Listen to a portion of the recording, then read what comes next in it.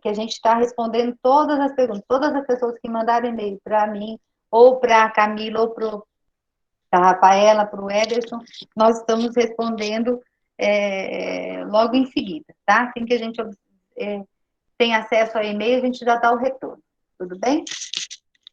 E uma outra questão que eu queria pedir para vocês, né? Eu vi que a turma, eu gostei muito da turma na aula passada, bastante dinâmica, né? Participativa, isso é muito bom para a gente, porque mesmo a gente não, mesmo sendo professora há anos, né? Mais de 30 anos está na docência, só na UFG desde 94, para vocês terem uma ideia, mesmo assim a gente aprende a cada dia, né? E o conhecimento não é uma coisa estagnada. Então, todo dia ela aprende. E uma das coisas que motiva a gente a aprender são os alunos. Então, eu acho que as indagações, a vivência de cada um, ela faz a gente refletir e até voltar aos nossos conceitos, né? Então, a gente está aqui para mesmo trocar informação, aprender a cada dia mais, reavaliar os nossos valores, os nossos conceitos, acho que é isso que a gente faz crescer e aprender a todo dia. Tá? Então, está muito bom essa troca com vocês. Estou gostando bastante, espero que a gente, até o final da disciplina, a gente consiga aí ter bastante sucesso em relação a isso. Outra questão que eu queria pedir para vocês, como a turma é participativa, e às vezes toda hora interferindo no conteúdo, isso está atrasando um pouquinho. Então, o que eu vou fazer? Né? Eu vou dar aula até termina a nossa aula, 15 horas, né? 15 dessas. Então, a hora que estiver faltando mais ou menos meia hora, vocês me dão um feedback para que eu encerre e a gente comece a discutir. Vocês vão fazendo as perguntas que vocês vão tirando as dúvidas de vocês, ou a opinião de vocês. Então, a gente vai, essa meia hora, deixar para isso, porque senão o nosso conteúdo não vai para frente, né? Ele vai ficar estagnado, a gente não consegue avançar. E no chat também vocês podem colocar, quem não quiser depois abrir o microfone para falar, pode fazer as perguntas no chat, e aí a Camila, deixa eu ver se ela já está aqui. A Camila, ela vai anotando e vai dando feedback posteriormente, certo? Outra informação é que você, não sei ainda qual é o horário que a Camila vai fazer, mas ela vai disponibilizar para vocês um link no formulário para vocês assinarem, que é a lista de frequência, tá? Então, ela vai disponibilizar esse link para vocês assinarem. Tudo bem, gente? Podemos dar continuidade? Beleza. Então, eu vou compartilhar com vocês aqui a tela para a gente dar início.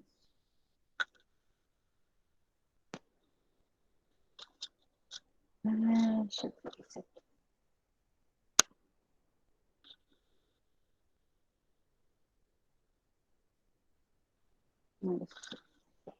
Eu não estou bem lembrada da aula passada. Eu falei sobre nutrientes para vocês.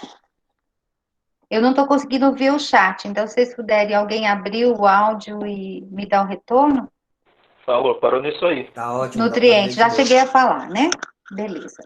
Então, em termos de conceito, a gente estava abordando sobre os conceitos, né? Falar um pouco sobre nutrição. Mais um detalhe: todo mundo já leu o artigo, já está fazendo a resenha para entregar amanhã? Leu o artigo, sim, não comecei a resenha ainda não. Sim. Então, mas Fazer ela amanhã, tem amanhã. Eu estou finalizando ela já. Então, ótimo. Beleza. Professora, a resenha é para fazer no SIGA mesmo, a resposta tem que ser dada lá. Oi? Não entendi. A resposta é escrita lá no SIGA mesmo, né? Sim.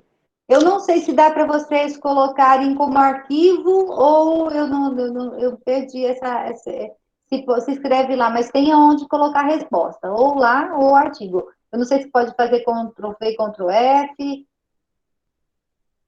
ou Ctrl+C, Ctrl+F. Tá ok, professor, obrigado. Tá, mas lá tem tudo, tem como vocês querem. Quem quer falar alguma coisa? Professora? Oi. Eu quero falar uma coisa. Eu não me dou muito bem com o SIGA, então, se eu não conseguir enviar para o SIGA, eu posso enviar no seu e-mail? Então, e mas te avisar que você não sabe trabalhar com SIGA? Isso. Tá com dificuldade? Não, tudo bem, você pode mandar até amanhã para o meu e-mail, tá? Então, quem não Ok, não obrigada. tiver dificuldade, Obrigada, professora. o sistema tá beleza, tá bom? Pode sim. Ótimo. Professora, o que eu estava pensando Hum. era fazer desse jeito assim, eu escrevo a minha resenha usando o Word, Isso. crio um arquivo e mando. Eu estava Manda. pensando em fazer era isso mesmo. Exatamente. Eu acho que lá pode inserir o arquivo no Word, mas eu acho que não ou abre uma janela para vocês copiar e colar o que vocês fizeram no Word.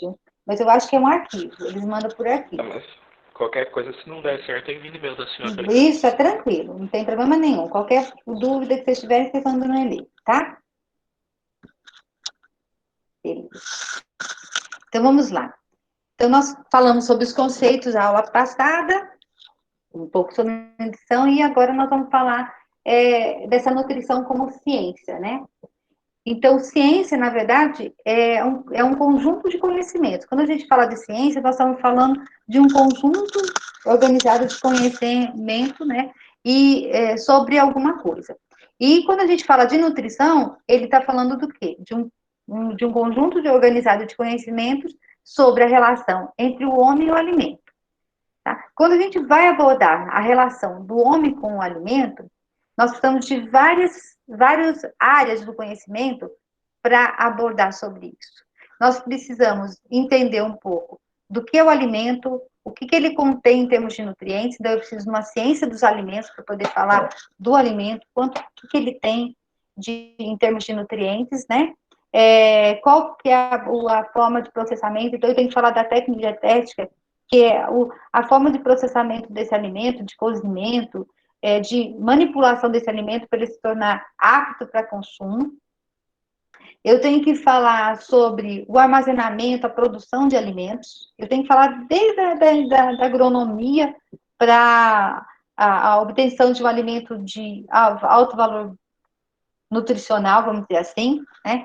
Então, se um alimento, dependendo da região que ele é produzido, ele pode ter alterado. Se eu produzir um alimento de uma forma inadequada, o seu valor nutricional também ele pode ser diferenciado, né, o reduzido. Então, tudo isso vai abordar. Então, fora essa questão do conhecimento do alimento, eu vou falar da antropologia, das ciências comportamentais, da sociologia, para entender essa relação do homem com o alimento. Eu vou ter que falar da questão biológica, fisiológica, de como esse alimento ele chega, ele é digerido, ele é absorvido, ele é utilizado pelo homem. Então, são vários conhecimentos para a gente poder falar de nutrição. Por isso que ela é conhecida como uma ciência. A nutrição, ela é uma ciência. Porque a gente precisa conhecer um pouco de cada coisa para falar de nutrição. Eu tenho que conhecer a interação de nutrientes, eu tenho que conhecer sobre as patologias, sobre o estado fisiológico, crescimento, desenvolvimento. Então, são vários conhecimentos que a gente tem que abarcar para poder falar um pouco sobre nutrição. E ela é uma ciência nova, muito nova, muita coisa a gente não conhece, então ela é muito dinâmica, muita coisa saindo, é um conhecimento, vamos dizer assim, que muitas vezes, muitas pessoas se apropriam dele, falando que sabe sobre nutrição, mas falta alguns conteúdos, né, algumas informações que são essenciais para que isso se torne realmente um assunto que seja da nutrição mesmo, que se aproprie daquele assunto que é da nutrição, tá? Então, falar de alimentação, falar dos alimentos que tem, o que é bom, o que é ruim, para tal doença, para o idoso, para a criança. Então, às vezes é muito fácil, porque quando a gente fala de alimentação, e a alimentação ela faz parte do ser humano, então a gente come, desde a história do homem, né, a história do alimento vem junto com o homem, então a gente acha que por a gente se alimentar, então esse conhecimento que a gente tem da alimentação, ela é suficiente para falar de nutrição. E não é, tá? Então, várias alterações vêm acontecendo ao longo dos anos e tem mudado esses conceitos em relação à nutrição, tem alterado, né, a forma que a gente lê e interpreta a questão da nutrição, tá? Então, quando a gente fala de nutrição, desde da pré-história, não, desde a antiguidade, né, do século V a.C., já nessa época, começou a observar algumas questões que são importantes para a ciência da nutrição, tá? Esses conhecimentos foram destacados, observados ou abordados por Hipócrates, que é o pai da medicina. Então, já nessa época, ele observava que o alimento ele é importante para a saúde. Ele, inclusive, esse tema assim, o alimento é ter remédio, é uma citação de Hipócrates, né? Ele já considerava o alimento como um remédio. O alimento, ele é aquele objeto, vamos dizer assim, aquele conjunto de substâncias que tem o fator de tratar e manter a saúde. Tratar a doença e manter a saúde, tá? Então, naquela época, eles observavam, por exemplo, que o consumo excessivo de alimentos já trazia obesidade. As pessoas que eram obesas morriam precocemente. Então, existia já, na época, a diferença das classes sociais, né? E essas classes sociais, a diferença dela também era em relação à alimentação. Então, a gente tinha o grupo que era abastado, que era dos senhores, do clero, né? Aonde eles comiam demais, então, principalmente os banquetes, a comilança, né? Que a gente chama, aquela época era a época da comilança, as pessoas eram gordas, obesas, principalmente as pessoas de poder aquisitivo alto, enquanto que a pobreza, a população mais pobre, ela carecia de alimentos, carecia de nutrientes e morria de inanição, morria de desnutrição, né, por falta de alimentos de qualidade. Então, isso tudo já era observado naquela época, que o excesso de alimento matava, assim como a carência do alimento já matava. Nessa época também, com Hipócrates, foi estabelecida a questão da atividade física diária para todos. Então, nessa época já se observava que as pessoas que tinham maior nível de atividade física, que trabalhavam mais em atividades que eram de maior movimento, né, nas atividades, as práticas de atividades diárias eram mais movimentadas, elas tinham muito mais qualidade, tinham muito mais saúde do que aquelas pessoas que eram sedentárias, tá? Ou que comiam muito e eram sedentários. Então, ele associava já que atividade física e alimentação eram fatores preponderantes para a saúde. Então, já nessa época, mostrando a importância da alimentação e da atividade física para a manutenção da saúde das pessoas. A ciência da nutrição, ou a nutrição, ela passou por várias etapas, né? Que a gente chama de fases. Então, a gente tem uma fase naturalista, ou era naturalista, que ela tem relação com 400 anos antes de Cristo a 1750 anos depois de Cristo, e coincide com a época de Hipócrates, né? Então, nesse período, se tinha ideia sobre os alimentos, ou sobre a nutrição. Sabia que o alimento era responsável por manter as pessoas saudáveis, mas ninguém entendia o que o alimento tinha que promovia a saúde ou a doença. Eu sabia que ali tinha elementos que eram importantes. Então, comer determinados alimentos, ele promovia a saúde, e comer determinados alimentos, ele promovia a doença e até a morte. Então, ou deixar de comer determinados alimentos, poderia levar à morte ou então à doença, ou à desnutrição, né? Então, nessa época, conhecia essa relação do alimento com a saúde, mas não sabia o que tinha no alimento que era o fator preponderante para acontecer isso. Então, nessa época, surgiu o que a gente conhece hoje sobre o tabu sobre alimentos, poderes mágicos dos alimentos, o valor medicinal dos alimentos. Então, eles já sabiam que determinados alimentos, determinadas ervas, determinados chás eram curativos, né? Tratava doenças.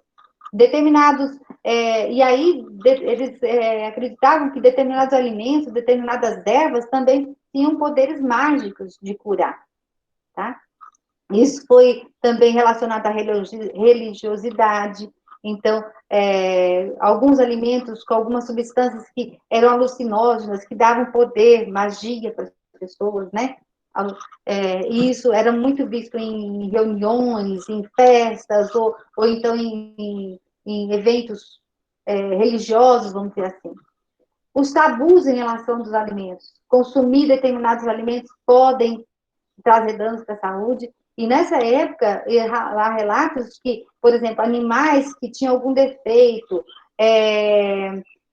ou frutos, alimentos que tinham defeito, eles não eram consumidos, porque acreditavam que aqueles alimentos teriam algum defeito e isso poderia trazer algum mal para o indivíduo.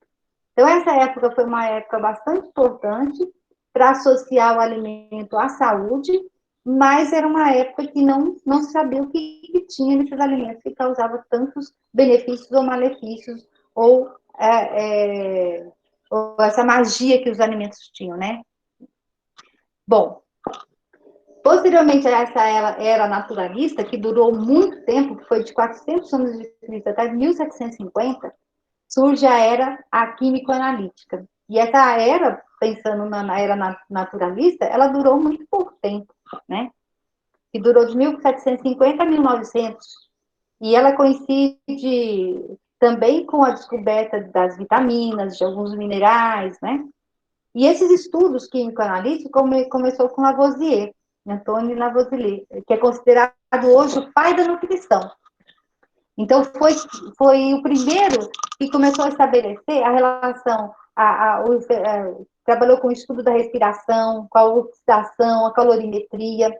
Então, ele conseguiu estudar ou identificar que o alimento, ele era oxidado pelo nosso organismo para ser metabolizado. A utilização dos nutrientes tinha a ver com a nossa respiração. Ele conseguiu determinar o calor que os alimentos produziam, né? Através da sua queima, da sua combustão, esse calor que ele produzia, que tinha relação com o calor ou a energia que os indivíduos gastavam em suas atividades. Então, esses estudos de Lavoisier trouxe muito impacto para a era química, começou a entender um pouco, né? E aí surgiu os métodos para determinar, analisar carboidrato, proteína, lipídio. Para vocês terem uma ideia, tem alguns estudos mostrando, por exemplo, que nessa época eles abriam o estômago de animal, colocavam o alimento e ficavam observando, identificando, né, analisando aqueles produtos que eram da digestão, para identificar que substâncias que eram aquelas, para vocês como que era interessante essa época. Então, muitos conhecimentos do que tem no alimento hoje, ele surgiu a partir dali. Então, foi uma época muito importante em termos de nutrição para a gente. E depois nós temos uma outra era, ou uma outra fase, que é a terceira fase, que é a fase biológica, que ela acontece a partir de 1900, tá? E a era biológica, ela está até os dias atuais, tá? Não, essa era biológica ainda não finalizou. Tá? E ela ainda tem muitas transformações. Então, nós temos uma fase que era aquele conhecimento, né? Mais naturalista do alimento, né? A partir de observações em relação ao alimento e o homem. Nós temos aquela era analítica, químico-analítica, onde começou a entender o que tinha dentro desse alimento que poderia ter relação com a saúde do homem, né? E nessa era biológica, esses nutrientes que estavam presentes nos alimentos, eles começaram a ser estudados até que ponto, ou a quantidade que eles realmente eram absorvidos, a necessidade desses nutrientes pelo corpo.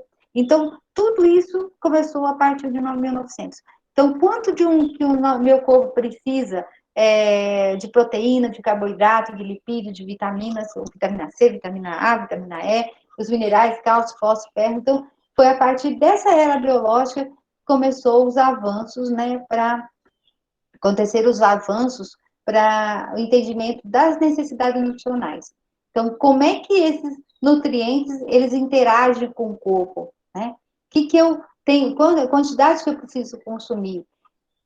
Começou-se a estudar as interações entre os nutrientes, que um nutriente poderia interferir em outro. As interações do próprio alimento, o alimento em si, a composição dele, que poderia interferir na absorção, relacionar com as doenças, as patologias, né? Alterações fisiológicas, relacionar com o período da vida. Então, qual que é a necessidade de uma criança, de um adulto, de um adolescente, de um idoso. Então, foi uma época muito importante para entender o que esse alimento, esse nutriente, e qual que era a relação dele com a parte biológica, com o fisiológico, com o anatômico também. Porque aí a gente vai entender a relação que se tem com a formação do corpo também. Então, toda essa época foi muito importante. E a gente fala que essa época ainda não terminou, por quê? Essa parte biológica ainda é estudada. Então, cada vez mais a gente vai entendendo ou vai descobrindo essa relação dos nutrientes ou do alimento, né, ou dos componentes dos alimentos em relação à saúde e à doença. Então, à medida que vão se transformando a forma de produzir o alimento, a forma de se consumir o alimento, isso vai interferindo nas funções biológicas. Então, essa era ainda está sendo associada. Eu não sei se vocês já ouviram falar, por exemplo, do termo biodisponibilidade, que é um termo assim que ele não... Ele é recente, vou pensar assim, se eu pensar que a ciência da nutrição também é uma ciência recente, eu vou pensar, pensando na ciência mesmo, eu vou pensar que de 30 anos para cá, mais ou menos uns 30 anos, começou-se a estudar as relações, acho que um pouco mais recente, essa biodisponibilidade. Então, o que significa isso?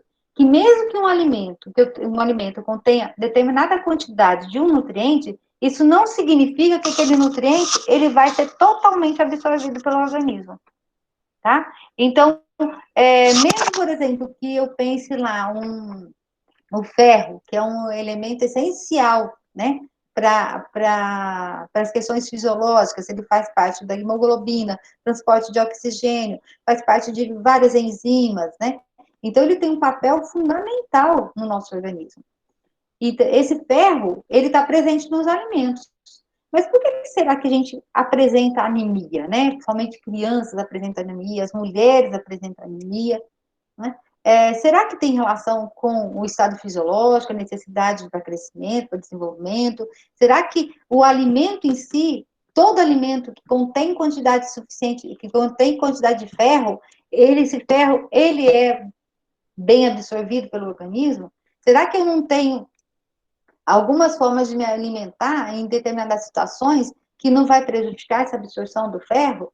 Então, tudo isso foi nessa época. Então, se a gente falar assim, olha, os feijões, né, são grandes fontes de ferro, os vegetais verdes escuros são grandes fontes de ferro, só que o ferro, ele é muito pouco absorvido. Para vocês terem uma ideia, a absorção do ferro, ele pode chegar em torno de 25% de um alimento. Então, se eu tenho 100 gramas, eu consigo absorver no máximo 25% daquele ferro que está presente nos alimentos.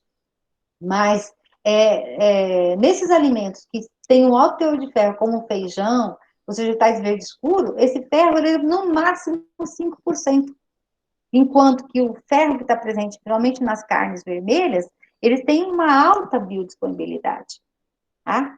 Então, isso facilita a absorção. Então, eu comer uma quantidade pequena de carne, ela vai me fornecer uma quantidade de ferro que eu preciso, enquanto que eu vou precisar comer muito vegetal ou melhorar a estrutura daquele vegetal para que eu consiga absorver a mesma quantidade de ferro. Então, todos esses conhecimentos, eles foram abarcando essa ciência, né, para a gente poder entender melhor como que esses nutrientes eram utilizados pelo organismo e a necessidade. Porque algumas pessoas manifestavam determinadas doenças e o outro não, sendo que os dois componentes, os dois alimentos contêm ferro. Mas por que um é melhor absorvido ou não, né? E aí a gente explica, por exemplo, nas sociedades que são vegetarianas, ou veganas, onde o consumo de vegetais é bastante alto, às vezes a presença de anemia, que é muito frequente, principalmente em criança, que a dependência do crescimento é muito alta. Mas por quê? Porque geralmente esses alimentos, eles têm uma baixa biodisponibilidade, mas a gente pode melhorar. Por exemplo, existe hoje a ciência da nutrição, essa era biológica, ela vai entender isso. Por exemplo, quando a gente usa o alimento, por exemplo, verde escuro, ele no seu estado natural e colhido, bem fresco, ele tem um alto teor de vitamina C. Então, essa vitamina C, ela vai favorecer a absorção do ferro, tá? Ou os ácidos presentes nesses alimentos vão favorecer a absorção do ferro, ao mesmo tempo que a fibra vai prejudicar um pouco, tá? Então, isso interfere na biodisponibilidade. Mas eu também posso, mesmo que eu vou fazer um alimento que esteja já colhido há algum tempo, ou que foi cozido, né? Passou por um processamento térmico, foi exposto ao oxigênio, ele tenha um menor conteúdo de vitamina C ou de ácidos para ajudar naquela absorção, eu posso, então, orientar as pessoas, olha, quando consumir, principalmente grupos que estão com anemia e tem preferência por esses alimentos, somente os feijões, consumir junto com o alimento fonte de vitamina C, que isso facilita a absorção e ajuda no tratamento e na cura dessas patologias. Então, são formas que a gente vai estudando para poder entender como que aquele alimento pode ser melhor absorvido, melhor utilizado pelo corpo, para manter as nossas crenças, as nossas formas de alimentar, tá bom?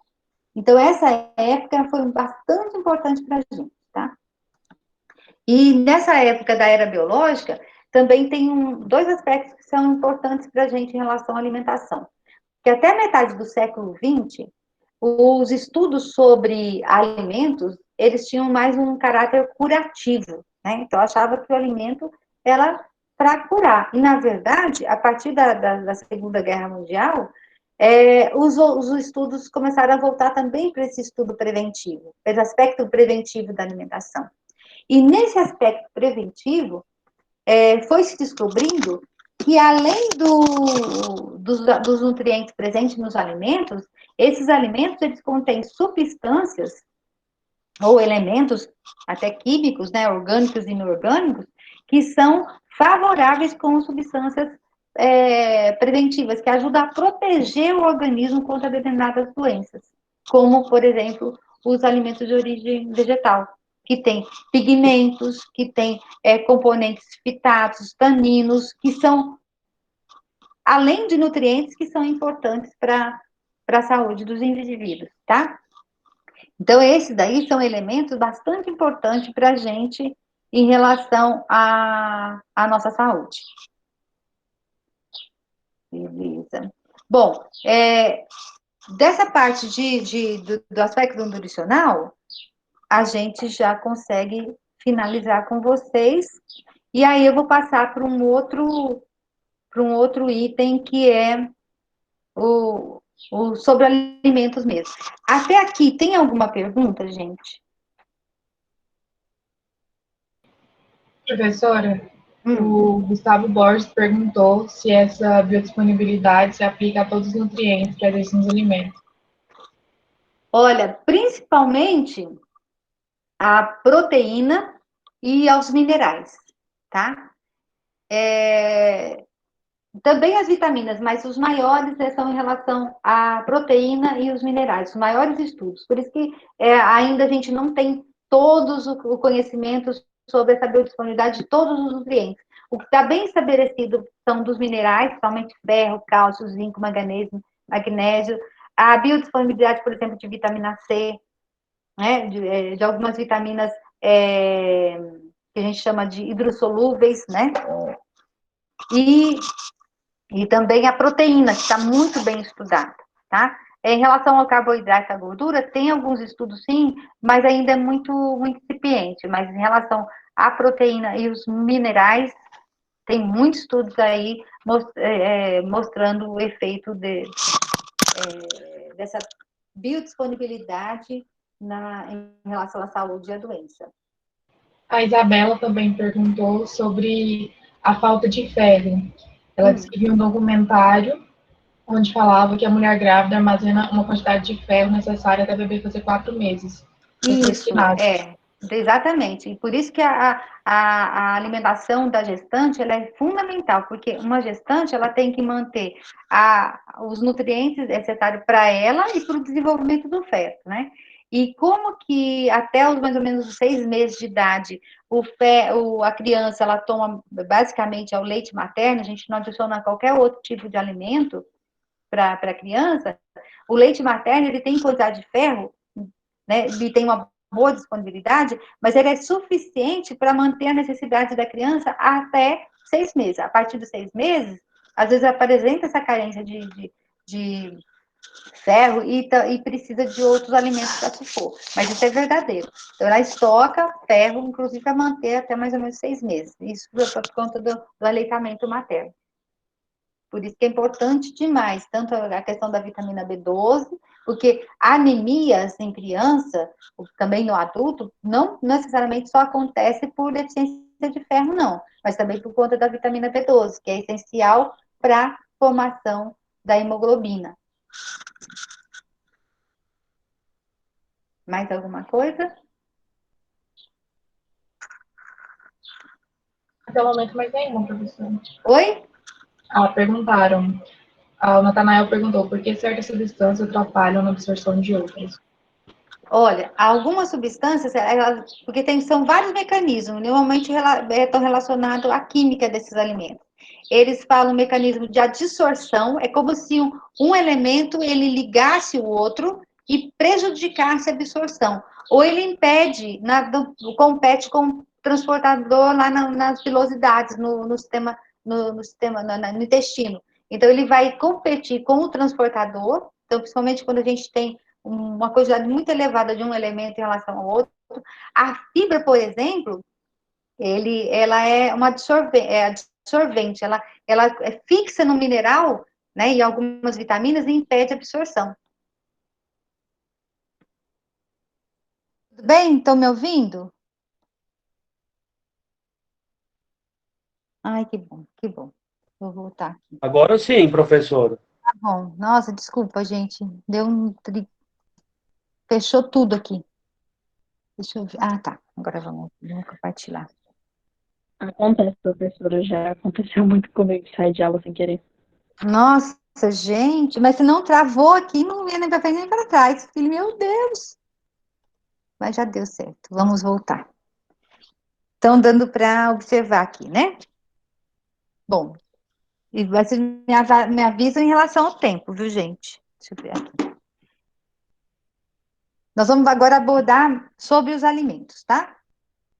Então, para definir um pouco sobre alimentos, então a gente já falou um pouco na aula passada, que tem até uma lei, né, que define o que é alimento, mas de uma forma geral a gente fala assim, olha, são todas as substâncias utilizadas pelos animais como fonte de matéria, e essas matérias a gente está se referindo ao quê? Aos nutrientes, né, e energia, que pode realizar funções vitais, incluindo crescimento, movimento e reprodução. Então, substâncias que têm essa capacidade de nutrir o corpo. E quando a gente pensar em nutrição, eu vou pensar que é a capacidade que o nutriente tem de promover crescimento, desenvolvimento, movimento, reprodução e tudo mais. Tá? Uma outra definição é que para o homem a alimentação inclui várias substâncias que não são necessárias para as funções biológicas, mas que fazem parte da cultura, como bebidas biológicas, refrigerantes, temperos, corantes. Então, esses também são substâncias que estão presentes, né, nos alimentos e que têm um aspecto cultural bastante importante, tá? Toda substância natural adotada de qualidade sensorial, tá? Gosto, aroma, sabor, né? Que tem um apelo emocional, que estimula o apetite e contém vários nutrientes de acordo com a sua composição química. Então, ali, ó, ele vai falar, além do fator nutricional, a gente tem o quê? O fator emocional. Alimento tem cheiro, tem sabor, tem aroma, e que tem um certo apelo emocional para a gente, né? É o principal fator do meio externo necessário para a vida dos animais. Ou seja, a gente precisa de alguma coisa do meio externo para fornecer os nutrientes para nossas funções, tá? E também são substâncias que preenchem a função de nutrição, né? Constitui o material que o organismo recebe, né, para satisfazer a necessidade de manutenção, crescimento, reprodução, reparação dos tecidos e células. Então, como vocês verem, alimentos, a gente não pode falar deles simplesmente pelo aspecto nutricional. Alimento também, ele é dotado de valores. A gente fala do valor emocional, do valor cultural, que a gente vai abordar para vocês daqui para frente, tá? Então, quando a gente fala de alimento, eu vou falar do quê? Opa, desculpa, gente, passou aqui. Eu vou falar de várias questões que estão relacionadas ao quê? À produção ou aquisição de alimentos. Então, o alimento, tradicionalmente, eles são obtidos pela agricultura, pela pecuária, pela pesca, pela caça, pela coleta e todos os outros métodos de subsistência que a gente tem, tá? Então, tradicionalmente, a gente tem esses alimentos. E esses alimentos, gente, eles estão sofrendo cada vez mais a influência da indústria, da industrialização, do processo de industrialização. Então, a gente tem a industrialização na agricultura, na pecuária, na pesca, tá? E também nos métodos de subsistência, tá? Então, a gente tem essa indústria de alimentos ali trazendo benefícios e malefícios. Benefícios por quê? Né? Essa agricultura, essa agroindústria, né? Essa agropecuária, essa pecuária industrial, a indústria da pesca. Então, todos esses são formas para quê? Para a gente poder ter esse alimento na nossa mesa em maior quantidade, certo?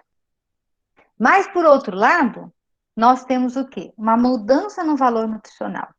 Então, quando eu vou pensar na agricultura para aumentar a produção, para atingir maior número de pessoas, para pôr na mesa alimento para maior número de pessoas e de uma forma, vamos dizer assim, que garanta, né, a necessidade, né, desse indivíduo e de uma forma mais barata, tá? Então, eu vou produzir esse alimento com muitas substâncias químicas que vão aumentar a produtividade, diminuir o ataque de pragas, né? E isso tudo, quando eu tenho maior produtividade, eu tenho um menor custo. E aí eu consigo colocar esse alimento na mesa para o maior número de pessoas, né? Isso não é bem verdadeiro, mas é isso aí. A pecuária da mesma forma. Então, eu vou dar para o animal vários tipos de produtos que vai o quê? Aumentar a produção daquele animal, ele vai reproduzir de forma mais rápida, ele vai ter uma maior quantidade de gordura, ou de leite, ou de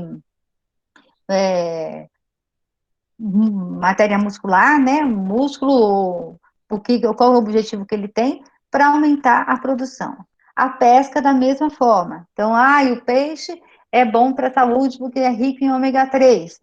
Então nós vamos fazer o seguinte, vamos aumentar a produção desse peixe, vamos disponibilizar, ninguém vai precisar para o rio pescar. Então, a gente vai fazer os criadouros de peixe, vamos dar ração para esse peixe, para ele criar mais rápido, né? Reproduzir e a gente poder pôr esse peixe na mesa. Só que todos esses processos acabam fazendo o quê? Que esses produtos, eles sejam produzidos de má qualidade. A produção deles é mal feita. E então a gente tem um produto na mesa de má qualidade. Tá? Ou com excesso de aditivos químicos, ou com o valor nutricional alterado, que é isso que a gente observa, tá? Por exemplo, a pesca. Então, o pessoal fala, vamos produzir salmão. O salmão, porque ele é rico em ômega 3. Beleza. Então, vamos produzir salmão que a gente vai melhorar a situação, a disponibilidade desse alimento para a população, vamos melhorar o risco cardiovascular, vamos melhorar o estado nutricional desse indivíduo. Bom, da população de uma forma geral. Então, vamos dar ração para esse peixe, para ele produzir, né, porque não vai ter como ter, ele não vai estar no seu habitat natural, o alimento que está disponível para ele não é o natural, então esse peixe, ao invés de ele ter ômega 3, ele vai substituir por outro tipo de gordura, vai ter mais gordura saturada, ou outros tipos de ácido graxo de forma saturada. Então, esse animal, ele vai perder sua qualidade. Então, nós não vamos estar mais comendo um alimento que vai ter uma característica que era esperada para ele ter. Então, toda essa questão da indústria, então, por isso que eu falo, ela tem seus benefícios, mas ela tem muitos malefícios, né? E além de tudo, esses malefícios, né? Existe, quando a gente fala de industrialização de alimentos, há uma falta de educação, de conscientização da população, de uma forma geral, dos produtores, sobretudo dos produtores, de forma a utilizar aquela sua produção de alimentos, a sua agricultura, a sua pecuária, né, a sua pesca, em benefício da sociedade, em benefício da população, tá? Então, utilizar os agrotóxicos, ou os aditivos químicos, ou seja, para crescimento, as fertilizantes, de uma forma adequada. E o que mais a gente observa é o quê? Os produtores utilizando de forma muito inadequada. Estão deixando resíduo no alimento. E esse resíduo vem trazendo o quê? Consequência para a nossa saúde. Muitas doenças da modernidade, elas estão associadas, sim, à forma de produção de alimentos, ou alimentos que a gente coloca na mesa, tá?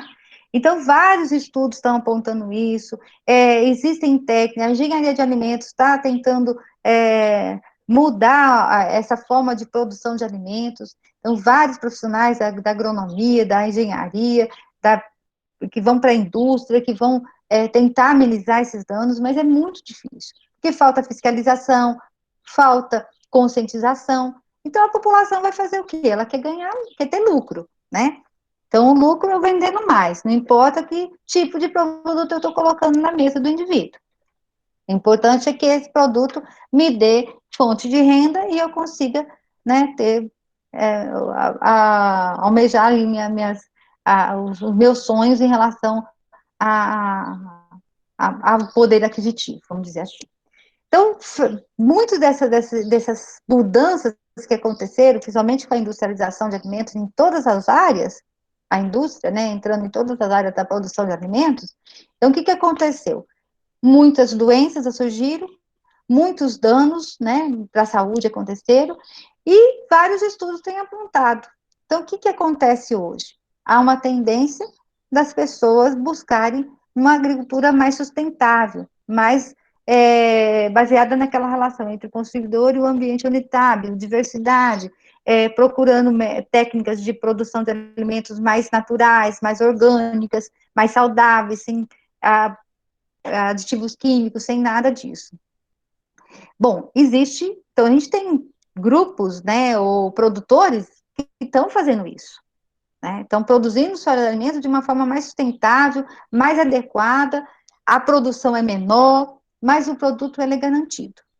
Só que para produzir um tipo de alimento dessa natureza, né, se eu tenho a produção na minha casa, se eu produzo para um grupo pequeno de indivíduos, então a gente consegue produzir, o valor até que é razoável. Mas é impossível colocar, gente, um tipo de produção de alimentos dessa natureza para uma grande população. Não tem como. Por quê? Se eu não coloco aditivos, se eu não coloco produtos químicos que vão ajudar a preservar ou a crescer aquele produto, aquele alimento, a quantidade é muito pequena. A qualidade não é aquilo que eu estou acostumado na minha mesa. Então, eu quero ter o quê? Um tomate lindo, bonito, maravilhoso, né? Que dá uma folha, né, uma hortaliça, que ela seja verde, saudável, toda bonita, sem nenhuma manchinha, sem nenhum produto químico. E, na verdade, quando a gente tem uma agricultura sustentável, eu vou ter um produto de menor tamanho, eu vou ter um produto que foi lá consumido pelos bichinhos, né? E muitas vezes as pessoas não querem esse produto, porque acham que esse produto não está adequado. E ele está muito mais adequado, se a gente for pensar, em termos dos outros que estão sendo produzidos a partir de grande quantidade de substâncias químicas que são inadequadas para a saúde. Então, olha só, para a gente manter uma produção desses alimentos, eu preciso de muitas pessoas. Então, numa horta orgânica, enquanto uma horta tradicional ali, que eu coloco lá aditivo, eu posso ter 2 ou 3 trabalhadores para ir lá, fazer a colheita, fazer a irrigação e tudo mais, numa horta orgânica, eu vou precisar de muitas pessoas. Porque eu tenho que ir lá, eu tenho que cuidar, eu tenho que abastecer de forma adequada, eu tenho que tirar os bichinhos, porque senão vai comer todo o alimento, e aí eu não vou conseguir aquela produção razoável. Então, isso tudo demanda muita gente trabalhando. Então, ela acaba sendo um pouco mais cara em relação ao alimento que está tradicionalmente sendo produzido. Eu ponho um aditivo químico, que tem um custo até razoável, né? Então, eu não pago mão de obra, eu ponho lá o produto, ponho em maior quantidade, aí eu vou preservar o ataque de pragas, de insetos e tudo mais, então eu tenho uma produção maravilhosa, tá? Enquanto que a qualidade está péssima. E tem um outro fator que é importante, que a gente tem que observar e ser crítico na hora de adquirir um produto desse. Então, muitas vezes as pessoas usam essa questão da tendência, do sustentável, do orgânico, do adequado, e vai lá e te vende produto mostrando para a gente que ele é totalmente orgânico, produzido de forma adequada.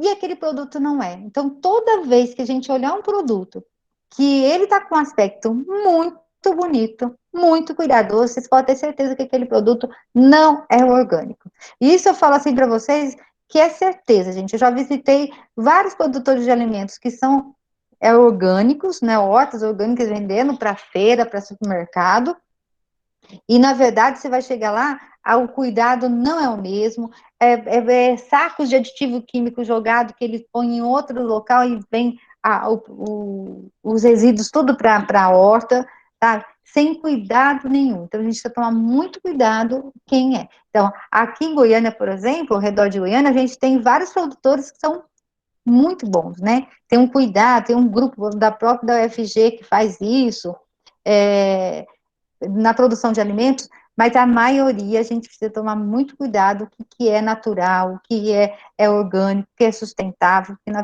verdade não é, tá? Quanto à origem dos alimentos, a gente pode classificar esses alimentos como proveniente de plantas ou proveniente de animais.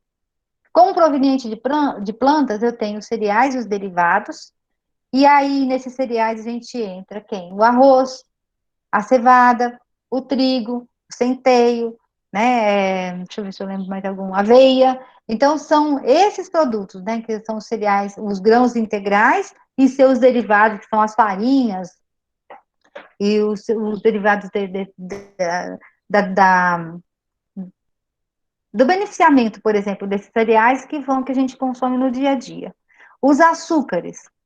O que são açúcares? Açúcares, tradicionalmente, a gente fala que é o quê? O açúcar de mesa, aquele açúcar branquinho, que é a sacarose pura, tá? Eu tenho os açúcares demerara, tem açúcar mascavo, que são açúcares que eles sofreram um grau de beneficiamento menor, então eles têm um valor nutricional melhor do que o açúcar branco, esse açúcar de mesa, né? O açúcar refinado e o açúcar granulado, eles têm a mesma característica, tá? Não muda nada em termos de valor nutricional. Eles têm basicamente sacarose, que é um tipo de carboidrato, tá?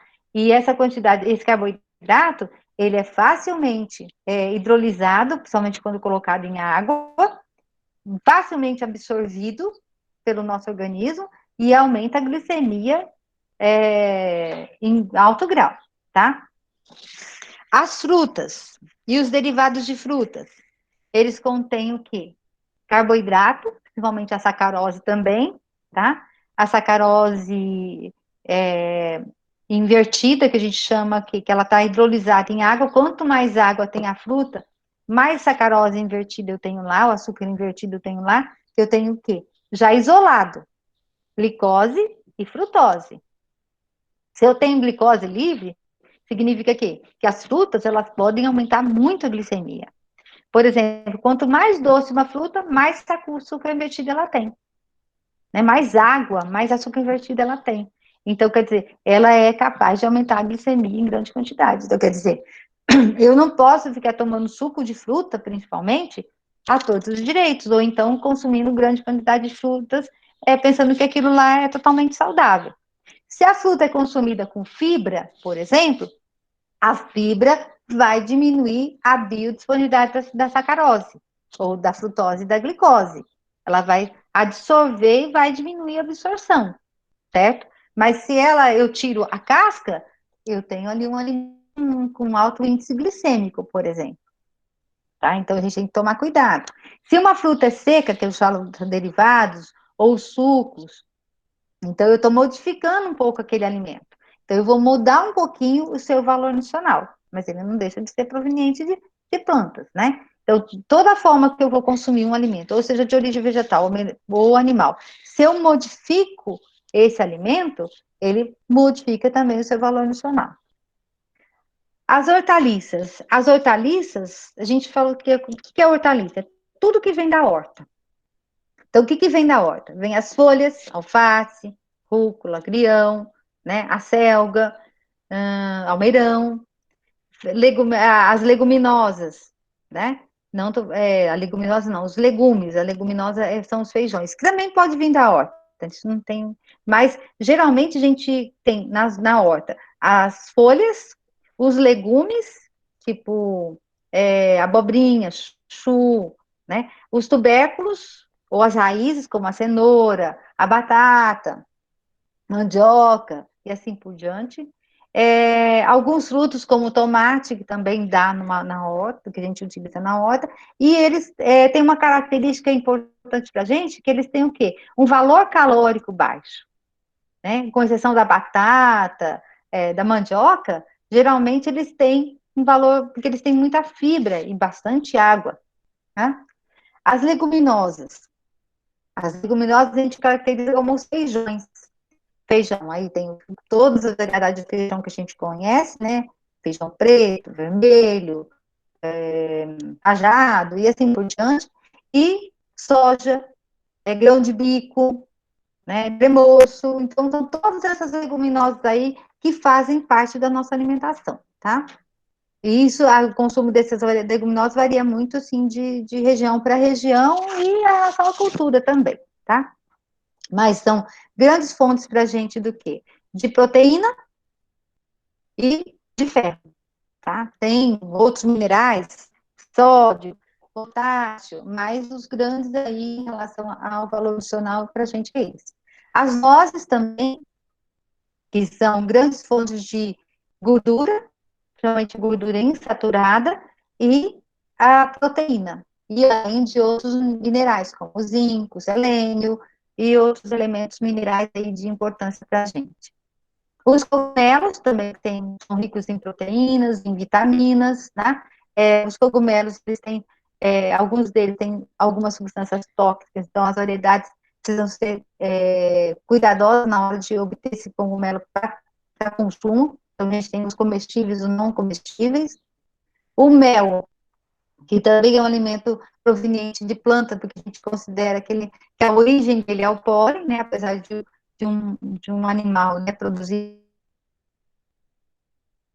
as medicinais e os chás também são elementos importantes em relação ao valor nutricional, tá? Eles, além de trazer benefícios para a saúde, várias substâncias que são benéficas para a saúde, como produtos antibióticos, antioxidantes, etc. e tal, também tem nutrientes, tá? Então, quando a gente fala de cereal e derivados, a principal fonte de nutrientes para a gente são os carboidratos mais complexos, tá? Então, esses cereais, eles são ricos em amido, certo? Fibras também, grande parte das fibras são carboidratos. Os açúcares, que são considerados aqueles para a gente de fonte de carboidrato mais simples, como a sacarose, a glicose, a própria frutose, que também pode fazer parte dos açúcares adicionados na alimentação. As frutas e derivados de frutas, que são, além da quantidade de sacarose que contém, né, de açúcar, também são ricos em fibras, vitaminas e alguns minerais.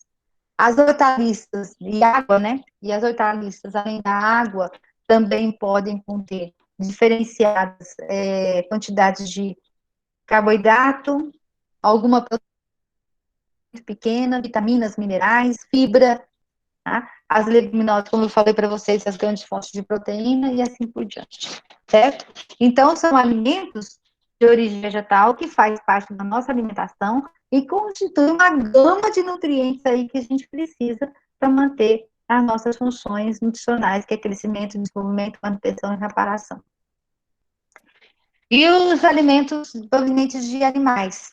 Aí eu entro com tem os leites derivados, ovos derivados, insetos, carnes de mamíferos, de aves, de caça, pesca, derivados também, né? Produtos do mar como peixe, crustáceo, molusco, caracóis. Então, são todos os alimentos de origem animal que eles também têm sua característica importante em relação ao valor nutricional, né? Então, os alimentos de origem animal, que é uma das grandes justificativas para seu consumo, é o alto teor de proteína, e o alto teor além da proteína ser de alto teor, ela também é uma proteína de alto valor biológico, a gente chama, e o valor de determinadas vitaminas e minerais que estão em baixa quantidade em alguns alimentos de origem vegetal. Então, é que é a grande justificativa aí do uso desses alimentos, tá? Depois a gente conversa mais sobre, eu sei que vocês vão perguntar mais sobre isso posteriormente. Mas, por exemplo, só falando da questão proteína, né?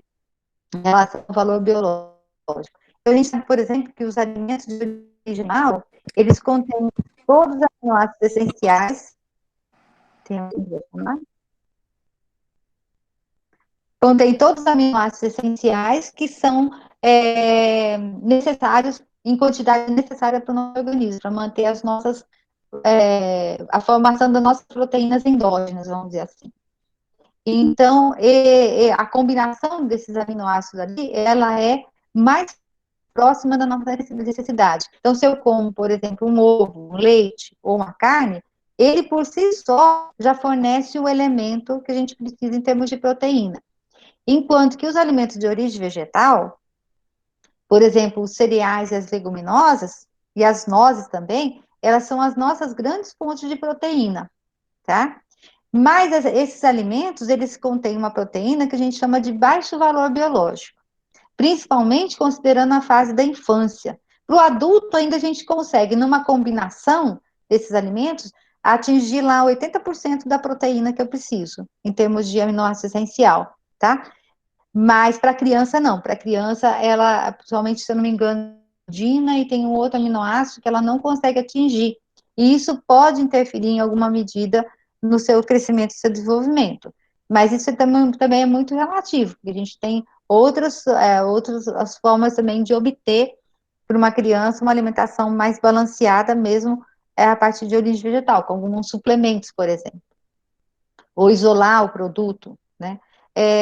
Os cereais, por exemplo, eles são ricos aliás, deficientes em lisina, né? Que é um aminoácido que está presente em grande quantidade nas leguminosas.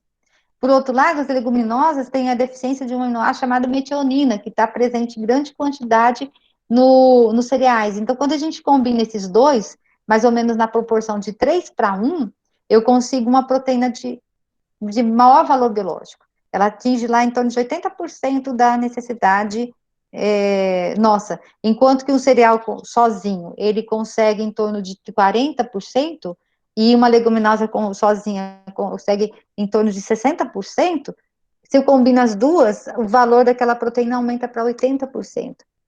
Então, se eu consumo mais daquele alimento, aí eu consigo atingir a quantidade que eu preciso diária, por exemplo.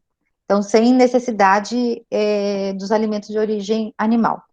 E também, agora, em relação a vitaminas e minerais, por exemplo, ferro e a vitamina B12, também é carente nas plantas, né? E aí a gente precisa também de um cuidado mais especial em selecionar alimentos de origem vegetal que contenha mais aquele conteúdo daqueles alimentos, para nossa dieta, para não ter carência, principalmente em relação ao ferro. E é muito comum a gente ver sociedades que são vegetarianas, veganas, naturalistas, apresentarem, grupos de pessoas apresentarem um nível de anemia, né? Mas é possível tratar essa anemia só com alimentos de origem vegetal, mas desde que eu tenha determinados cuidados com esse alimento. Por exemplo, aumentar o consumo de vitamina C ou de alimentos cítricos junto com alimentos que são fontes de ferro, como as nozes, como as leguminosas, com os vegetais verde escuro, consumir esses alimentos mais, vamos dizer assim, não mais novos, né, colhidos recentemente, não deixar esses alimentos ficarem muito tempo expostos, ou consumir cru, que é a melhor forma da gente obter, principalmente a vitamina para auxiliar na absorção do ferro. Então, existem estratégias que eu posso melhorar a minha alimentação, mas, de forma geral, os alimentos de origem vegetal, eles conseguem, né, essa quantidade sem muito custo, sem muita combinação, que é a garantia, né, de se manter, muitas pessoas, né, se manterem com alimentação à base de carnes ou de alimentos fontes de animais, como leite, ovos e etc. Em relação à classificação dos alimentos, deixa eu dar uma olhada na hora aqui que eu vou falando. Tá, tem uma hora assim ainda. Os alimentos, eles podem ser classificados em relação à origem, em relação à função, número de nutrientes, qualidade do nutriente e preparação.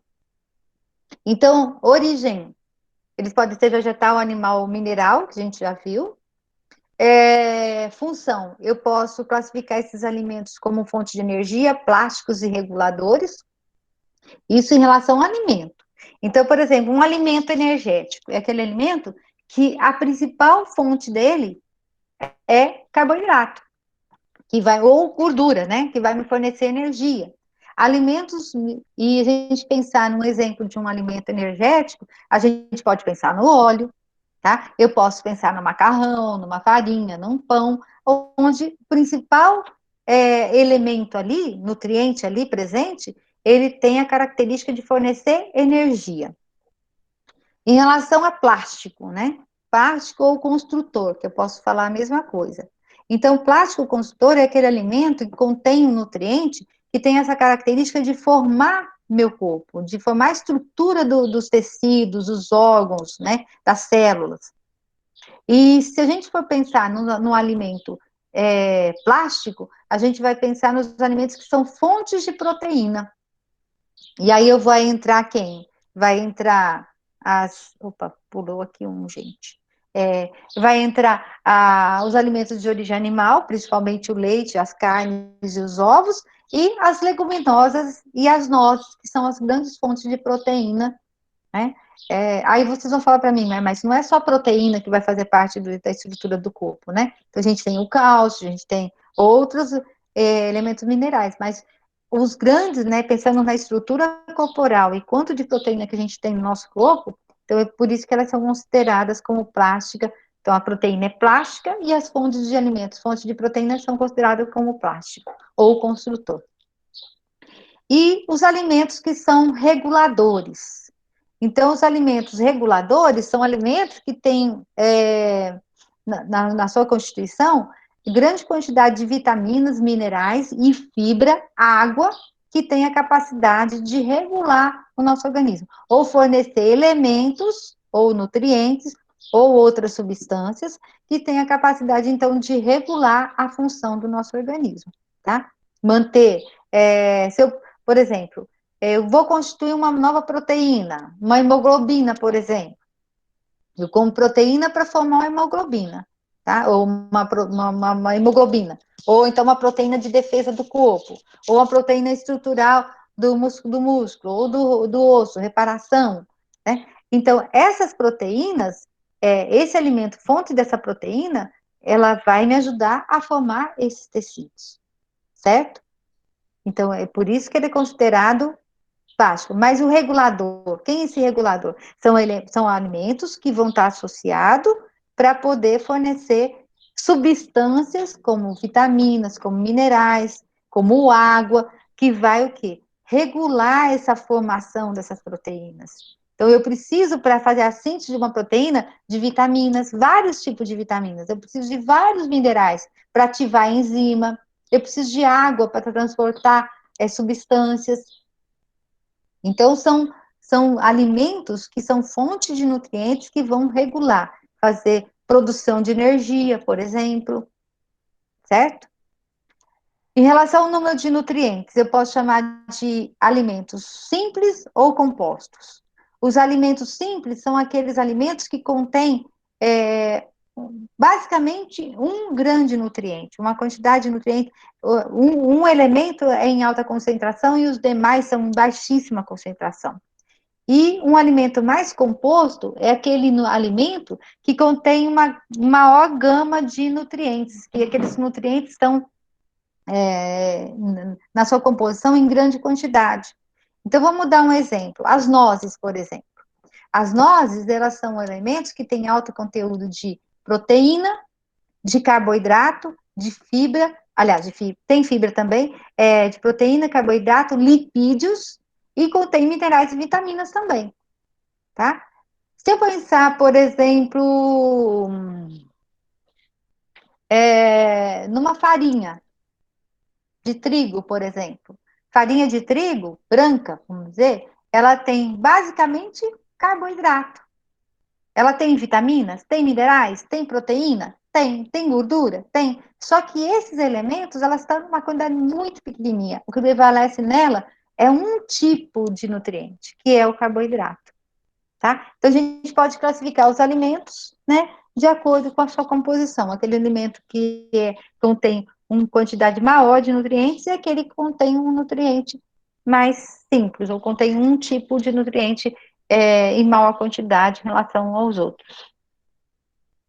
Em relação à qualidade dos nutrientes, eu posso falar de um alimento que é completo e incompleto, tá? Então, aí eu posso dar o exemplo para vocês de novo da proteína, dos alimentos fontes de proteína, os alimentos fontes de proteína vegetal e as proteínas animais. Então, enquanto que os alimentos fontes de proteína animal contêm uma proteína completa, né, em termos de aminoácidos essenciais, a proteína de origem vegetal, ela tem uma proteína incompleta, que eu preciso de 2 alimentos combinados para conseguir fazer com que aquela proteína contenha todos os aminoácidos essenciais de acordo com a minha necessidade.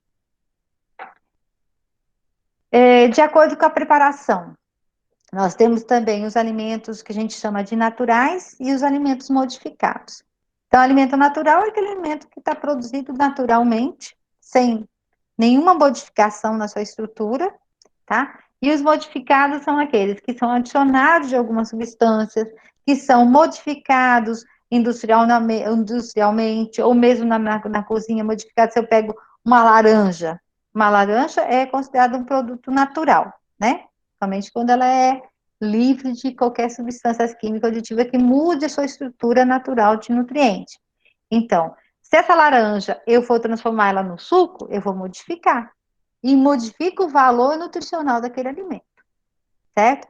Então, a partir do momento que eu não mudo o valor nutricional, eu ainda considero aquele alimento como natural. A partir do momento que eu modifico o valor nutricional, eu vou considerar um alimento que é modificado. Então, aí a gente faz o cozimento, a industrialização, todos os processos que a gente transforma o alimento, ele vai se tornar apto para consumo, mas ele vai ter sua perda nutricional. Em relação à função dos alimentos. Função plástica e construtora, que a gente já tinha falado para vocês. Proteínas, aminoácido essencial e não essencial. Ao energético, a gente tem os carboidratos simples e complexos. Em relação às gorduras, tá dando a hora, né? Alguém tá falando aí? Opa. Tá, me chame. Em relação às gorduras, nós temos as gorduras que a gente chama de gorduras saturadas, insaturadas e trans. E em relação aos reguladores, a gente tem principalmente as vitaminas, os minerais, a fibra e a água, como eu falei para vocês, tá? Então, construtor, proteínas basicamente, energéticos, gorduras e carboidrato, e os reguladores, principalmente as vitaminas, minerais e fibra. Tá? E nós vamos passar agora a falar um pouco do valor que esse alimento tem. Então, se vocês pensarem, então, até agora, quando eu estava falando sobre o alimento, eu dei algumas pistas para vocês sobre o valor deles, né? E uma pista é o valor nutricional, tá? Então, quando a gente pensa num consumo de um alimento, muitos de nós pensamos no valor que aquele alimento tem nutricionalmente. Ou seja, né? Se ele é rico em proteínas, se ele é rico em gordura, se ele é rico em vitaminas, se ele é em minerais. E nós fazemos as nossas escolhas a partir desse valor nutricional. Então, eu escolho determinados alimentos na minha alimentação a partir do seu valor nutricional, tá? Quem faz exercício sempre vai priorizar carboidrato, proteína. E às vezes vai esquecer um pouquinho das vitaminas e minerais. Mas isso não é adequado, porque eu vou depender deles para que aquela proteína, aquele carboidrato, elas estejam, né? Mas ele é um elemento importante, que eu quero formar músculo, eu quero ter resistência, né?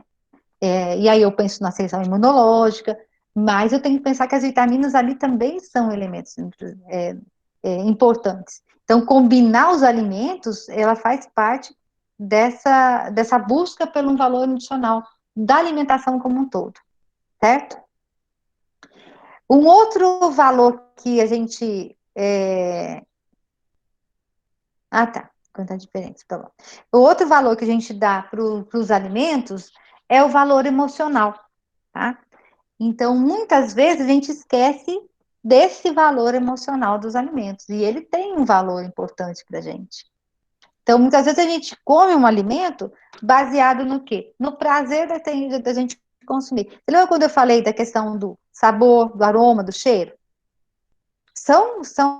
Tem alimento que a gente tem um prazer de comer, eu sinto prazer, né? Ele tem um cheiro agradável, ele tem uma cor agradável, por isso que quando a gente faz um prato bonito, a gente come com os olhos, né? Às vezes, um mesmo alimento, se a gente prepara ele ali de qualquer forma, poxa, não dá nem vontade de comer. A textura dele, a cor, a combinação. Então, esse valor emocional também é importante para a gente, na hora de se alimentar. E isso reflete também no valor nutricional que esse alimento tem para a gente. A satisfação, isso indiretamente vai influenciar na nossa digestão, na nossa absorção, na qualidade daquela alimentação. Então, consumir esse alimento. Por exemplo, outra questão que vocês muitas vezes esquecem. Quando vocês estão mais deprimidos, chateados, as mulheres, quando estão na tensão pré-menstrual, ou menstruam, né, sentem vontade de comer determinados alimentos, somente doce, né? Por que será isso? E que tipo de doce é esse? E às vezes a gente tem até os doces específicos à base de leite, chocolate. E por quê? Eles, além de ser esse fator emocional que é dado, como se fosse um prazer, um aconchego, né? Uma satisfação, amenizar aquela tristeza, tem um fundamento nutricional ali importante. Porque esses alimentos, eles são ricos em proteína, ricos em triptofano. E o triptofano, ele é a base para a formação da serotonina. E a serotonina é o chamado do hormônio do prazer, né? Então, quando a gente consome esses alimentos, indiretamente a gente vai ter uma maior quantidade de triptofano e uma maior produção de serotonina, que vai dar aquela sensação mais prazerosa, vai amenizar aquela tristeza, aquela condição. Então, esse valor emocional é bastante importante. Provavelmente vocês vão falar para mim depois, né? Dessa questão do apelo, o alimento que a mãe fazia quando a gente estava doentinho, quando era criança, aquele alimento que a gente acostumava a comer com os amigos, com a família, né? Tem determinados alimentos que têm um apelo emocional bastante grande para a gente. Com quem que eu vou comer aquele alimento? Então, tudo isso ela vai refletir numa situação bem interessante para a gente em relação ao seu prazer. E o valor cultural e social, que é o último que depois eu vou parar, tá? Que eu parei aqui também na turma da manhã. Essa é a questão cultural e social. que é o poder que o alimento tem para a gente, status ou poder. Então, por exemplo, se determinadas condições sociais de poder, por exemplo, o caviar é considerado um alimento, né, de impacto social e de poder, a lagosta. Em determinado período da época, consumir alimentos do McDonald's ou a própria Coca-Cola foi dada com um poder, tinha um aspecto social muito grande. Então, alguns grupos só poderiam consumir, comprar o lanche, que era muito caro, né? Isso não era disponibilizado, como a gente vê hoje, né?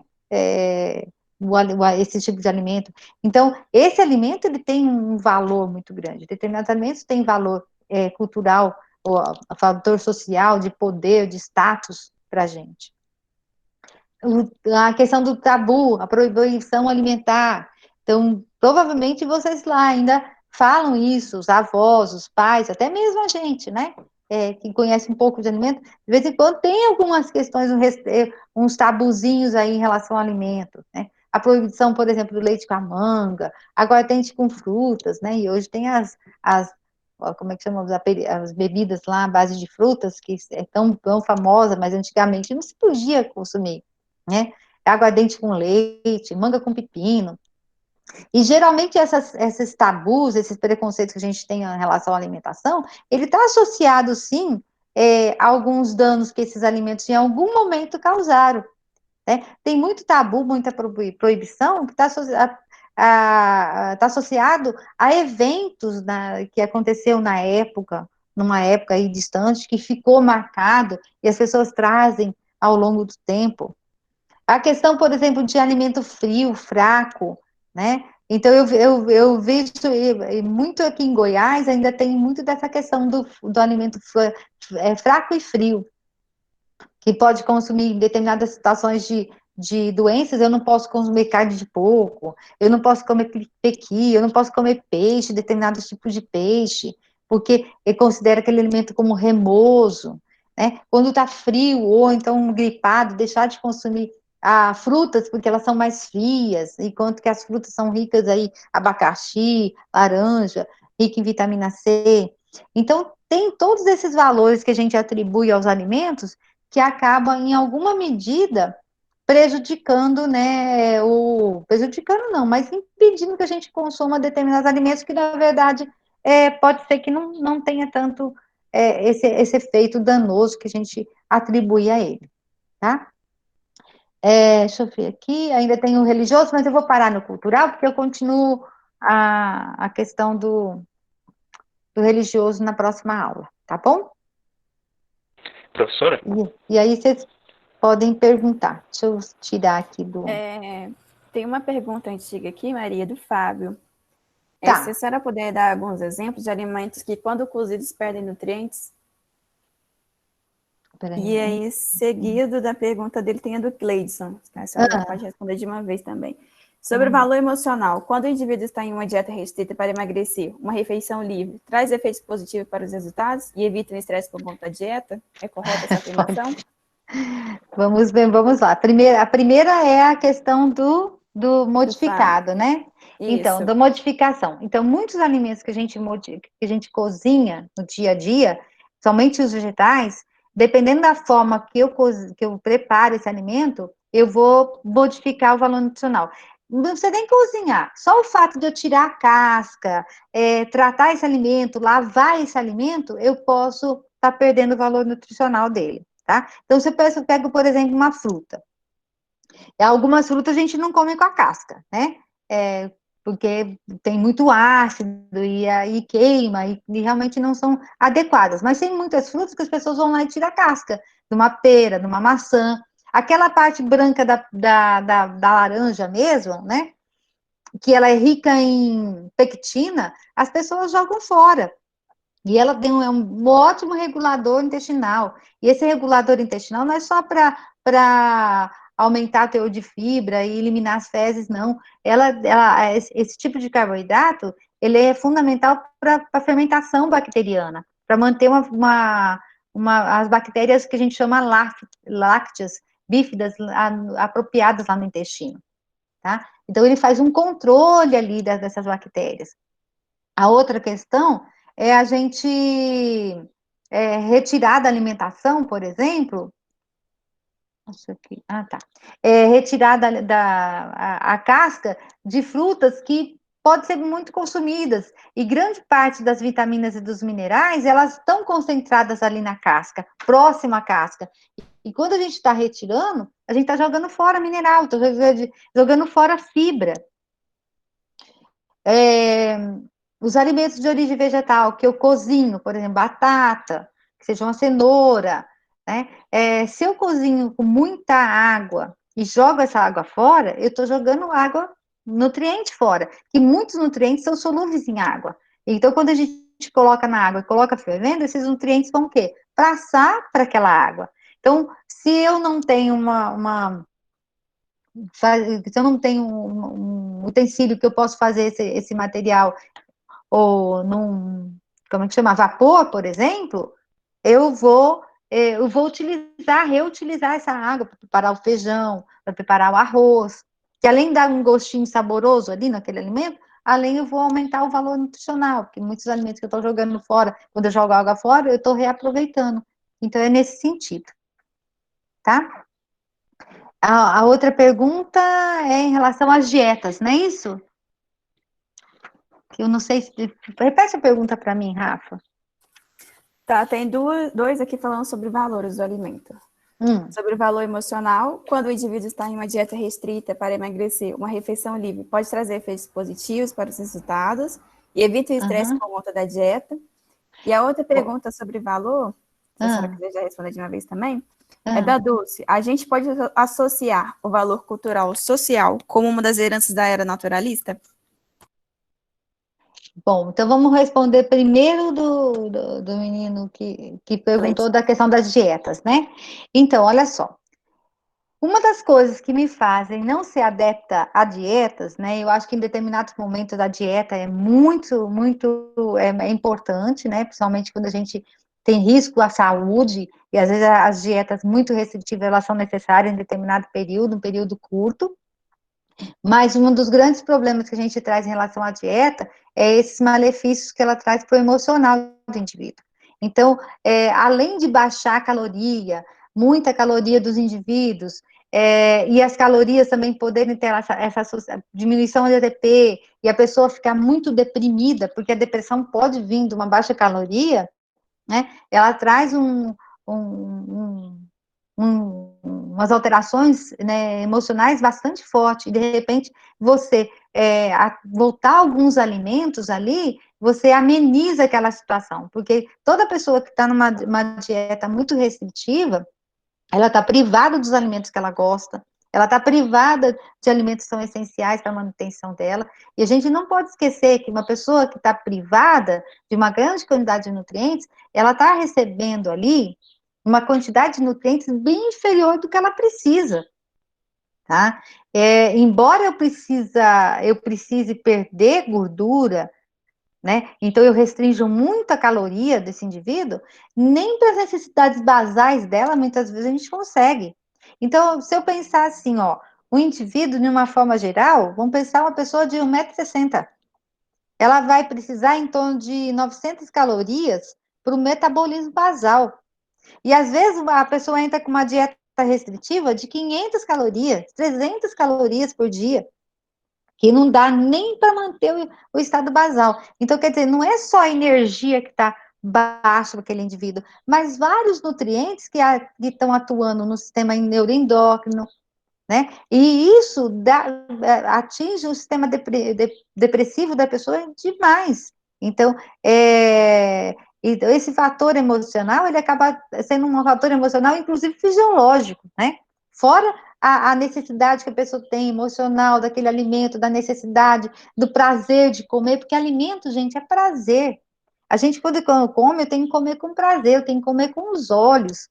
Muito mais prazeroso a gente estar consumindo o alimento junto com as pessoas, aquele alimento que tem um sabor gostoso, que tem um cheiro gostoso, que está bem preparadinho. Isso é fator emocional. Já posso ter o mesmo alimento, mas se ele não for bem preparado, se eu estiver comendo sozinha, né, o fator emocional ali, ele pode prejudicar, sim, aquele estado de sozinho, isolamento, pode me dar interferir na minha absorção, na minha digestão daquele alimento. Com certeza, interferir no aproveitamento de nutrientes.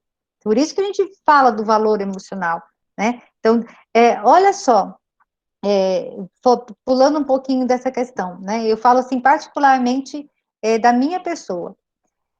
Eu tenho uma restrição muito grande, por exemplo, para fígado.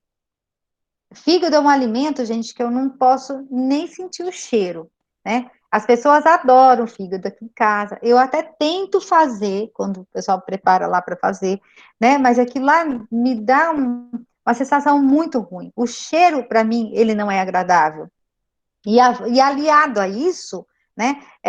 Eu, quando era criança, eu tinha muita restrição, por exemplo, alimentos de origem animal. Eu era uma pessoa, assim, que vivia com anemia, né? Porque eu nunca gostei muito de consumo somente de carnes, né? Eu como, mas não que é um alimento que eu sinta prazer em consumir, tá?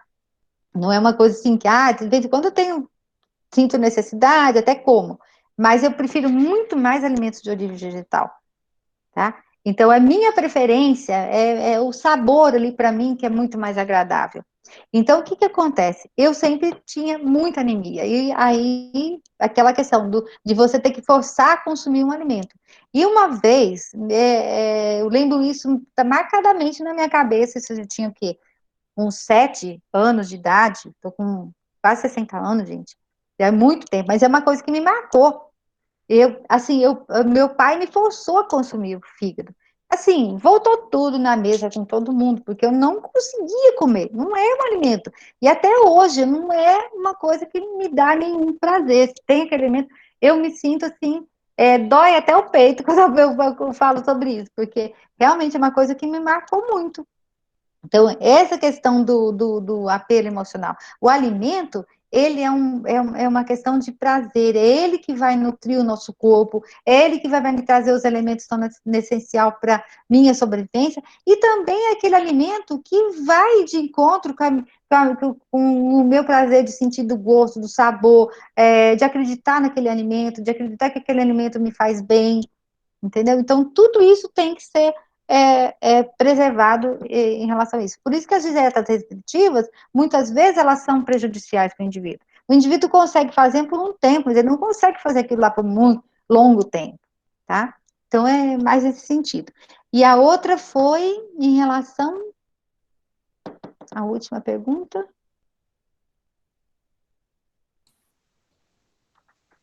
Esqueci já, foi falando. Eu sou já velhinha já, gente. Minha memória às vezes falha aqui, viu? Mas eu vou lembrar. Pode associar o valor cultural social com uma das heranças da era naturalista? Pode, com certeza. Tem muitas coisas que ainda são da época. E a gente vai falar de religiosidade, vocês vão ver que é dessa época também. E tem. Né? Então, a gente vai falar um pouco mais sobre isso, a gente vai falar um pouco mais, quando eu estiver falando sobre comportamento alimentar, eu vou falar alguma coisa sobre história da alimentação, e vocês vão ver como que a gente foi construído, e que muitas coisas estão tão arraigadas, que a gente não, é difícil a gente mudar. E a gente tem que respeitar as pessoas, né? Respeitar aquilo que ela tem de crença, aquilo que ela acredita. É lógico que a gente vai tentar melhorar a alimentação, orientar para que tenha uma alimentação mais adequada, mais saudável, mas algumas coisas a gente tem que respeitar. Não dá para mudar tudo do jeito que eu quero, tá? E achar que tudo tem que ser perfeito. Não existe perfeição. É muito difícil a gente ter perfeição. Mas a gente tem que fazer melhores escolhas. Então, eu vou orientar para que as pessoas, dentro daquilo que elas acreditam, do que elas fazem, elas conseguem melhorar a sua alimentação no dia a dia. É isso. Mais alguma coisa ali? Perguntas? Pegando um gancho da senhora, professora, quando eu era criança também, minha tia estava fazendo um almoço, sabe, aqueles almoços de família, e aí ela fez aquele bife acebolado, nossa, tem mais gostoso do mundo, mais bonito. Peguei um pedaço, coloquei na boca, era fígado. Traumatizei até hoje. Não Mas consegue, né? pegando um gancho que a senhora estava falando um pouco mais cedo, professora, a senhora vai falar sobre absorção de nutrientes quando o eixo hormonal da pessoa está ruim, ou como a gente pode arrumar isso? Porque, assim, a senhora falou que a absorção do ferro é 25% daquilo que você consome, né? Isso. Mas se o eixo hormonal da pessoa estiver ruim, ela não consegue absorver todos os nutrientes, Não, bem não menos, não é? consegue. Bem menos, bem menos. A senhora Né? vai falar isso mais na frente Vou sobre falar. essa. Quando a gente. Eu não vou falar especificamente do eixo hormonal, mas vai chegar nessa questão também. Mas eu vou falar, quando eu vou falar de nutrientes, porque tem Uhum, uma unidade que é só de nutrientes, aí a gente vai falar de tudo isso, uhum. tá? Aí você vai. Aí, sobre isso aí, a gente vai aprender melhor a absorver melhor os nutrientes Exato. para. Aham. Entendi. Aham. Vai Não era só combinar isso. melhor para a gente poder conseguir absorver melhor esses nutrientes, sim. Sim, Viu? acho que é até melhor para ganhos de massa magra, né? Com Porque se certeza. você querer emagrecer, é mais fácil você emagrecer absorvendo os nutrientes necessários para o seu corpo e mantendo o seu Do... corpo saudável e fazendo a sua gordura trabalhar como fonte de energia, né? Do que você Exatamente. fazer um tipo de dieta louca que vai Exatamente. deprimir e deixar seu corpo muito mais fraco Uhum. e. Por isso que associar exercício e alimentação balanceada, você promove uma perda de peso muito mais duradoura, né? E muito mais saudável E com mais do saúde, que, do que justamente. você promover só. Então, porque uma dieta muito restritiva, a gente tem muito mais perda de massa magra do que perda de gordura. Na verdade, Aí é você pega de prejudicial, né? tudo, né? E é prejudicial. Enquanto que o exercício ele ajuda a preservar a massa magra e estimula a perda de gordura. Então, a gente precisa Uhum. trabalhar. Até os alimentos, né? Às vezes a gente acredita que eu tenho que tirar determinados alimentos. Não, né? Carboidrato, por exemplo, eu falo assim que carboidrato, a gordura queima na chama do carboidrato. E isso, esse jargão que todas as pessoas usam, é porque eu preciso de carboidrato para queimar a gordura. Isso metabolicamente a gente. Se vou, Sim, é verdade que se é, você for para academia, você tem que ingerir uhum, o carboidrato, porque é carboidrato, aquilo que senão vai gerar energia para é você energia. queimar durante o treino, né? Uhum. E se vocês buscarem um pouquinho lá no metabolismo, né, ciclo de Krebs, cadeia respiratória, que é todas essas coisas assim que a gente não, que é interno, que é intracelular, que está acontecendo ali, vocês vão dar para entender por que a gente fala isso, né? Então, às vezes a gente fala, mas a pessoa não sabe aonde o fundamento teórico disso, e aí fica meio perdido, a gente não acredita muito. Mas a partir do momento que eu começo a ir lá mais a fundo, né, entender todo aquele processo, por que as pessoas falam isso, aí aquilo lá já fica mais solidificado em termos de conhecimento. É isso que é E com importante. conhecimento muito mais técnico, né? Fica bem mais Sim, com consolidado, eu certeza. acho. Com certeza, com certeza. Mais Topíssimo, alguma vou aguardar coisa? demais. Vou aguardar essa aula, Ah, ansioso. tá bom, então. E mais alguém, Professora, gente? Oi. sim, em questão dessa absorção da carne aí, Hum. igual eu falei ali no chat, eu vi um documentário que fala em questão da absorção do vegetal e da proteína. Eles fizeram lá uns testes com os atletas e quem absorveu, quem era vegetariano teve um melhor desempenho do que quem faz o uso contínuo da proteína da carne. O que a senhora explica mais ou menos sobre? Já Olha, viu algo? é difícil a gente falar disso, sim, se você puder me mandar esse artigo que eles falam, porque assim, ó, a gente tem que ver quem é o grupo que está fazendo essa pesquisa, porque muitas vezes é falado, por exemplo, a carne, se eu pensar assim, em termos de digestibilidade, vamos pensar em digestibilidade, ela tem uma digestibilidade, as fibras, né, proteica, elas são mais resistentes que as fibras vegetais. Principalmente, mesmo fazendo cozimento, por exemplo, as fontes animais, por exemplo, os feijões, a digestibilidade, ela acaba sendo um pouco melhor, tá? O que acontece? O teor de fibra, isso eu pensar na proteína, na qualidade da proteína. mas o teor de fibra que tem nos alimentos de origem vegetal já é comprovadamente científico que eles diminuem a digestibilidade da proteína daquele alimento vegetal. Por isso que eu fico assim meio duvidosa quando vem uma pesquisa dessa e mostra que uma proteína animal ela tem muito menor digestibilidade com a proteína vegetal. Eu acho que as duas coisas elas são importantes. Eu acho que se a proteína animal ela é consumida na mesma que forneça a mesma quantidade de proteína e um equilíbrio dessas proteínas, né, adequado em termos de aminoácidos, as duas vão ser tão eficientes quanto. Eu não vou negar nenhuma nem outra. Agora eu tenho que ver como que foi feito esse artigo, de fato, qual que é a quantidade de cada proteína que foi consumida, a combinação que foi feita ali, para a gente poder falar assim, olha, realmente esse artigo, ele foi um artigo bem controladinho, fez com esse grupo de indivíduos, então existem lá esses resultados que eu encontrei, eles estão me indicando que tem uma outra linha para eu começar a pensar, mas até então, assim, cientificamente, eu nunca vi nenhum trabalho, né, que pudesse me dar esse Esses dias eu vi respaldo. um artigo sobre isso aí, professora. Então, me Só manda. que o Eu que vou mandar. acontece é que o grupo de pessoas que eram veganas e começaram a ingerir proteínas muito grandes, o corpo delas estavam tão carentes de proteína que o corpo dela estava absorvendo muito maior do que uma pessoa que não era vegana. Isso acontece, isso acontece. E a gente vê isso muito com os minerais. Os minerais, por exemplo, quando a gente tem uma carência, uma privação deles, a capacidade absortiva parece que para poder compensar do organismo é muito maior. É muito Muito maior. maior. Uhum. Então, é um pouco diferente do que ela tinha apontado, né? Mas esse que você falou é verdadeiro, sim. Isso a gente vê bem, tá? Que o Isso eu organismo vi num site de venda de suplemento, professora. de suplemento, mas tem fundamento. Isso, pelo menos que eu conheço em termos de pesquisa, tem fundamento. Mas eu não vou negar que o outro artigo falou, não, mas eu queria dar uma olhadinha para realmente ver Eu o vou fundamento. procurar o nome, professora, e vou te Isso. passar para você dar uma Ó, olhada. É bem interessante. o interessante, que eu acho legal da disciplina, é se a gente pudesse compartilhar esses trabalhos, essas notícias que vocês veem entre o grupo todo. Eu acho que a gente tem que fazer isso, né? Se você tiver, qualquer um que tiver alguma coisa que é novidade e que a gente não conhece bem ainda, que a gente não sabe, né, nunca viu, então é interessante que vocês compartilham, colocam os elementos para a gente tem aqueles grupos lá, manda por e-mail,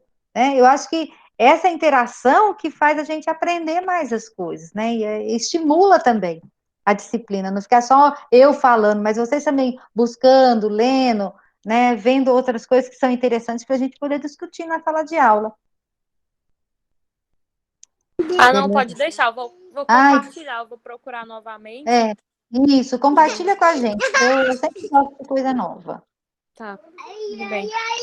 Tem um nenê aí, de quem que é esse nenê? Ai, meu filho. Ah, que Assistindo a bonitinho. aula aqui comigo. Aham. E vocês estão conseguindo assistir direitinho, gente? Está dando, certo? A gente Olha, hoje tem tenta. 39 pessoas. É que faltou? O que que aconteceu? Eu peguei acréscimo nessa, é a minha primeira aula. Aham. Ah, não, beleza. Então tá bom. Mas tomara que dê tudo certo. Qualquer coisa que vocês vão tendo problemas, vocês vão avisando, viu, gente? Eu também sou de acréscimo, professora, e tive um probleminha com a internet hoje, por isso que eu cheguei bastante atrasado. Tá, mas ó, essas aulas que a gente está fazendo, nós estamos gravando e a gente vai disponibilizar para vocês, viu, no YouTube. Depois a gente vai mandar o link. A gente não Tranquilo. conseguiu ainda organizar direitinho, mas vai estar tudo para vocês. Ah, a Rafaela está colocando aqui da questão da frequência. Professor, Oi, pode perguntar. o link da aula no YouTube vai ser mandado no grupo do Telegram, certo? Oi, não entendi. O link da aula vai ser mandado no Telegram, correto? Isso, pode mandar no Telegram, eu posso colocar no SIGA, posso mandar por e-mail. Eu ia falar que quem tá no Telegram manda lá no grupo do WhatsApp também.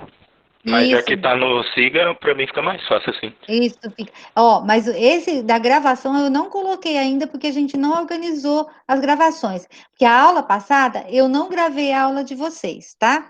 Mas eu gravei a da turma da tarde, que é mais ou menos a mesma coisa, tá? Então vocês vão, logicamente, vocês vão ver a discussão que a gente teve com a turma da tarde, mas é o mesmo conteúdo. Então eu vou disponibilizar. Hoje não, hoje eu já consegui gravar da manhã e da tarde.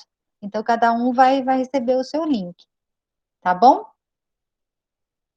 Tá bom. Beleza. Mais alguma coisa, pessoal? Podemos finalizar a aula? Aparentemente sim, professora. Então tá bom, gente. Beleza. Ó, obrigada para todos. Bom trabalho. Não esqueçam de postar ou enviar o trabalhinho de amanhã, tá? E qualquer dúvida, vocês entram em contato. Abraço para todos.